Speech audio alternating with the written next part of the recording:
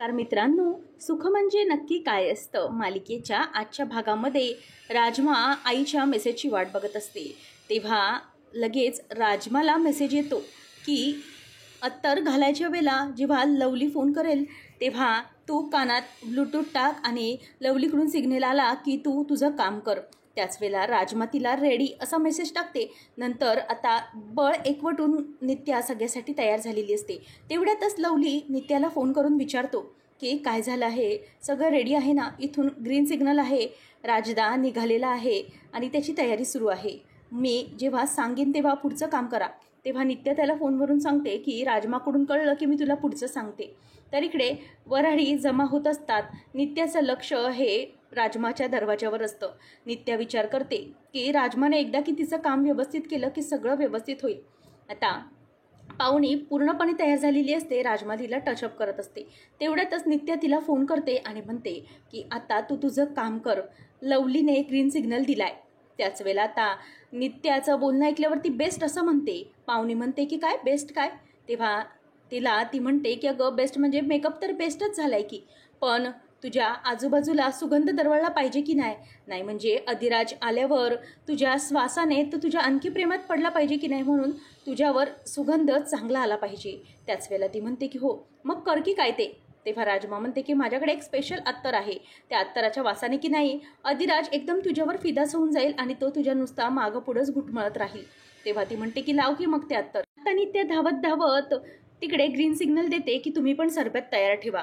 तेव्हा लगेच शेखर दादा म्हणतात की हे बघा, आपलं समद रेडी आहे, स्टॉक रेडी आहे आणि तुम्ही सांगाल तेव्हा सरबतामध्ये औषध मिक्स करून टाकतो आणि समद्या पाहुण्यांना गुंगार करून टाकतो. तेव्हा मग आता ती म्हणते की हो सगळ्यांना गपगार कराच, पण जेव्हा पाहुणीकडनं सगळी काही बातमी कळेल तेव्हाच. नंतर आता इथे मुद्दामच शालिनी किंवा कोणी बघेल तिने ते मुद्दामच माईंना नमस्कार करते आणि तिथून निघून जाते. त्याच वेळेला आता इथे नित्या ही फोन करून लवलीला म्हणते की काय झालेलं आहे.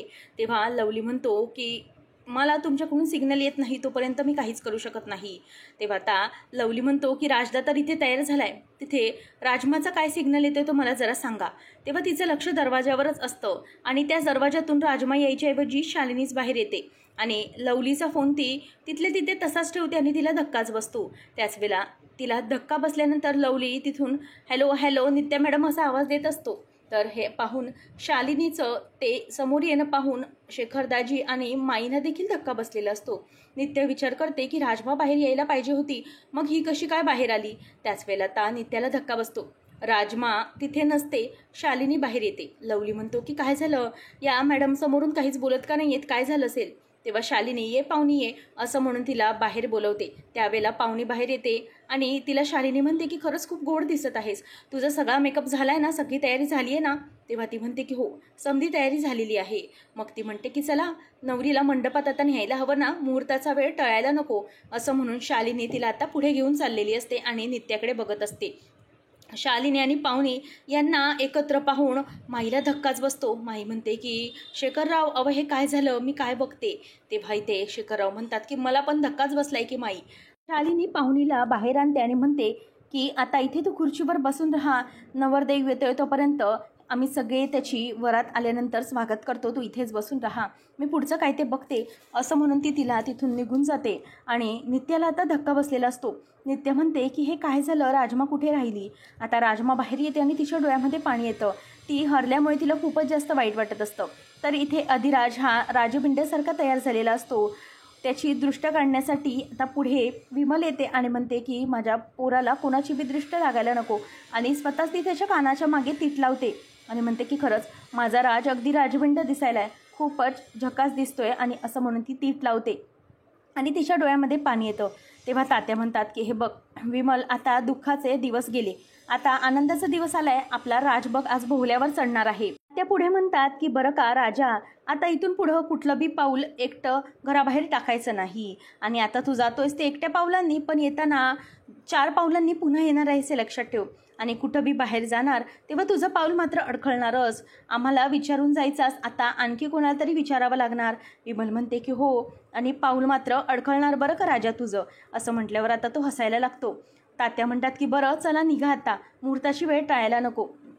पाहुणीचं आणि सगळेजण वाट बघत असतील त्याच वेळेला इथे घंटानाद व्हायला लागतो आणि घरावरती लावलेलं जे लग्नाचं तोरण असतं नवीन ते खाली पडतं. तेवढ्यातच राज ते सावरतो आणि ते सावरून तो आता वरती खिळ्याजवळ धरतो. त्याच वेळेला आता लगेच विमल विचारते की काय रे राजा, काय झालं, तू असं का उभा आहेस? तेव्हा तो म्हणतो की तात्या, तुम्ही सांगितलंत ना मला की माझं आता पाऊल पडणार, ते आता येणार, ते एकटं नाही येणार आहे, म्हणून मी प्रॅक्टिस करायलो आहे की आता कसं व्यवस्थित पाऊल टाकायचं आहे ते. चल सावरी, तू यांना पुढं घेऊन जा, असं म्हणून सावरी त्यांना घेऊन जाते. राज म्हणतो की बरं झालं आयडीने आणि तात्यांनी हे बघितलं नाही, नाहीतर हा अपशकुन झाला म्हणून पुन्हा ते चिंता करत बसले असते. तेवढ्या तिथून जोगतीन येते. अधिराज घराबाहेर पाऊल टाकतो. त्याच वेळेला आता जोगतीन येते आणि म्हणते की पोरा, तू तुझ्या कार्यासाठी निघाला आहेस. ती त्याला बघते आणि पुढे पुढे चालत येत असते. नंतर आता अधिराज म्हणतो की तुम्ही, आणि तो तिच्या पाया पडतो.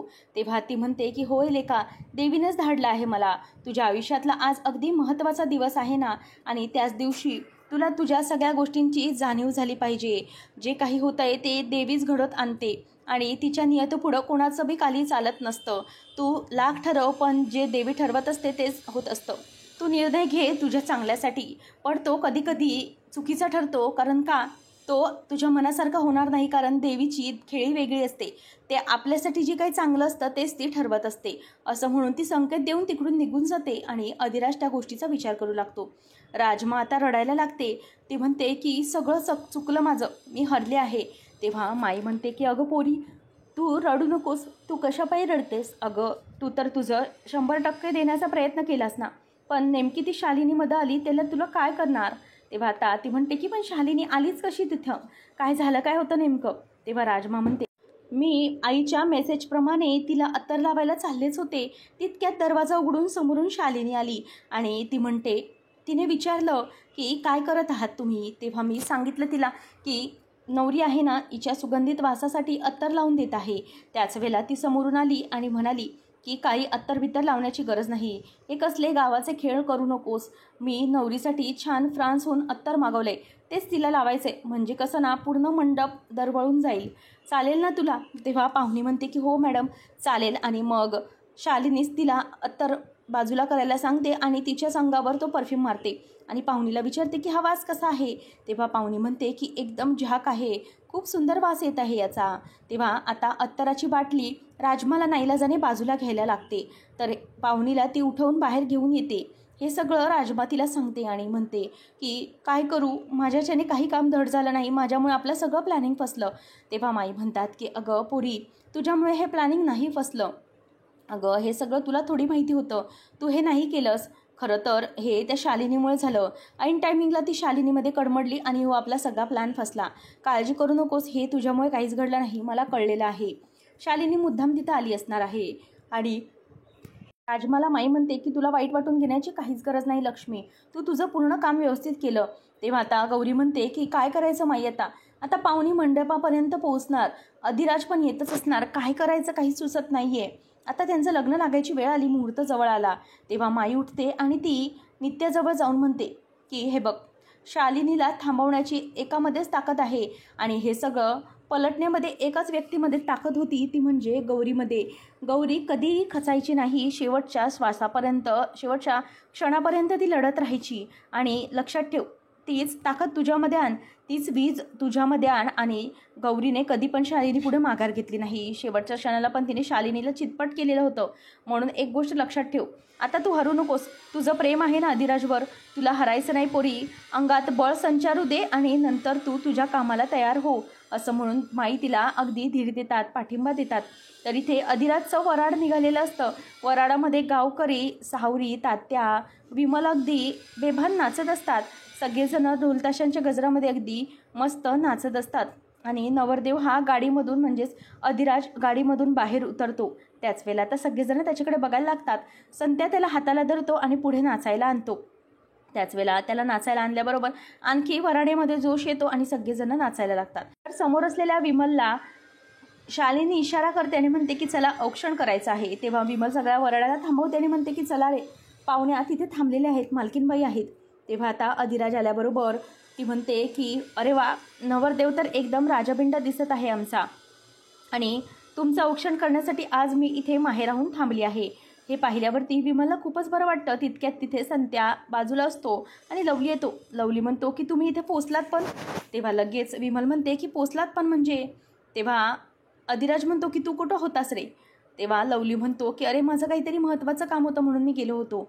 अधिराज म्हणतो की माझ्या लग्नापेक्षा तुला कोणतं इतकं महत्त्वाचं काम होतं? तेव्हा तो गपचूप बसतो आणि विमल म्हणते की शांत व्हा, लग्न कार्य आहे आणि तुमचं काय, गप्प बसा आणि लवली चल रे असं म्हणून ती त्याला बोलावते. आता अधिराज हा मॅडमकडे बघत असतो आणि त्याच वेळेला शालिनी त्याला आता ओवाळायला लागते आणि म्हणते की चला तुमचे पाय धुवावे लागतील नवरदेवाचे, हे मीच काम करणार आहे. त्याच वेळेला आता लगेच ती त्याच्या पायाला वागते आणि त्याच्या पायावर पाणी ओतू लागते आणि मनातच म्हणत असते की अधिराज आता तुझे मी पाय धुत आहे, कारण मला या जन्मात गौरी जयदीपला एकत्र आणायचं नाही जसे की ते मागच्या जन्मामध्ये होते. या जन्मात काहीही करून मला त्यांना एकत्र येऊ द्यायचंच नाही. तुमचे चेहरे सारखे आहेत म्हणूनच मला तुम्हाला अजिबात एकत्र येऊ द्यायचं नाही आहे असं सगळं ती म्हणते. आणि त्याच वेळेला अधिराज म्हणतो की मॅडम काय करताय तुम्ही? तेव्हा ती उठते आणि म्हणते की अरे ही सगळी प्रथा आहे आणि मुद्दामच गौरीला ओरडून म्हणते की धर ग हे ताट पकड, पाणी पकड असं म्हणून ती तिला देते. आणि त्यानंतर अधिराजला ती औक्षण करते आणि म्हणते की आमचा नवरदेव तर तयार झाला आहे, नवरी ही कधीचीच तयार आहे असं म्हणून ती त्याला आता ओवाळायला लागते. म्हणते की चला आता लवकर चला, मुहूर्ताची वेळ टाळायला नको, काय आहे ना नवरी पण खोळंबून राहिली आहे.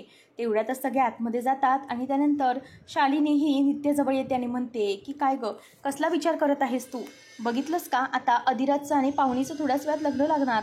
मंडपापर्यंत नवरा नवरी दोघंजणं पण व्यवस्थित सुखरूप पोहोचले आहेत. आता काय तू खुर्चीवर बस आणि खाली बस व्यवस्थित, तुला थोड्याच वेळात अक्षता देतील, मग त्या अक्षता टाक आणि लग्नाला एन्जॉय कर आणि त्यांना आशीर्वाद दे, बेस्ट विशेष दे असं म्हणून ती तिथून निघून जाते. आणि त्यानंतर आता हे ऐकून नित्याला राग आलेला असतो. पाहुणी ही अधिराजला समोर बघून छान दिसतोय असं म्हणत असते. त्याच वेळेला अधिराज आता गालातच हसतो आणि त्यानंतर तोही तिला म्हणतो की तू पण छान दिसत आहेस. आणि त्यांचं हे बोलणं पाहून ऐकणं बघून आता नित्याला खूपच राग येत असतो आणि नित्याला तिचं लग्न आठवतं. आणि तिच्या लग्नामध्ये जेव्हा ती गौरीच्या जन्मात होती तेव्हा अधिराजने कशाप्रकारे तिच्याबरोबर लग्न केलेलं होतं आणि त्यानंतर तिच्या भांगात भरलेलं कुंकू, मंगळसूत्र घातलेलं सगळं काही तिला आठवायला लागतं. आणि गौरी ज्याप्रमाणे नाव घेऊन माप ओलांडून घरात आली ते सगळं तिला आठवतं. आता तिथे लग्नातले गुरुजी येतात आणि म्हणतात की चला लग्न लागण्याची वेळ आलेली आहे, अंतरपाठ धरायचा आहे म्हणून नवरा नवरीने उभे राहायचे आहे. आता जयदीपला आणि पाहुणीला उभं राहायला सांगतात. आणि आता अधिराज हा तिथं मंडपापर्यंत पोचलेला असतो आणि मंडपात आल्यानंतर पाहुणीला म्हणजेच नवरी मुलीला घेऊन या असे गुरुजी पुकारतात. त्याच वेळेला पाहुणी ही अधिराजबरोबर वरती जाते आणि हे सगळं नित्याला मागच्या जन्मातलं आठवू लागतं आणि अंतरपाठाचा विधी देखील तिला आठवू लागतो. तेव्हा संत्या अंतरपाठ भरण्यासाठी जातो आणि त्यानंतर नित्याच्या डोळ्यात पाणी येऊ लागतं. माई म्हणतात की गौराबाई काहीतरी कर, काय करायचं, आता थोड्याच वेळात दोघांचं लग्न लागेल, नेमकं करूया काय असं ती तिला विचारत असते. तेव्हा पाहुणी आता खूपच खुश असते, फायनली तिचं अधिराजबरोबर लग्न असतं. पण मात्र अंतरपाठ बाजूला केल्यावर अधिराजला नित्याचा चेहरा समोर दिसतो आणि तिला नित्याला पाहून त्याला जबरदस्त धक्का बसलेला असतो. आता पुढच्या भागामध्ये आपण पाहणार आहोत की अंतरपाठ हा बाजूला केला जातो आणि त्याच वेळेला नित्या ही लवलीला बाजूला बोलवते आणि हे सगळे विधी सुरू असताना अचानकच दूर व्हायला लागतो आणि सगळं धुसर दिसायला लागते. तेवढ्यातच आता विमल म्हणते की काय झालं? तेव्हा सगळेच घाबरतात आणि नंतर मग आता अधिराजच्या डोक्यावरती अंतरपाठ घालून नित्या आणि लवली घेऊन जातो. गायब झालेला पाहून शालिनीला फार मोठा धक्का बसलेला असतो.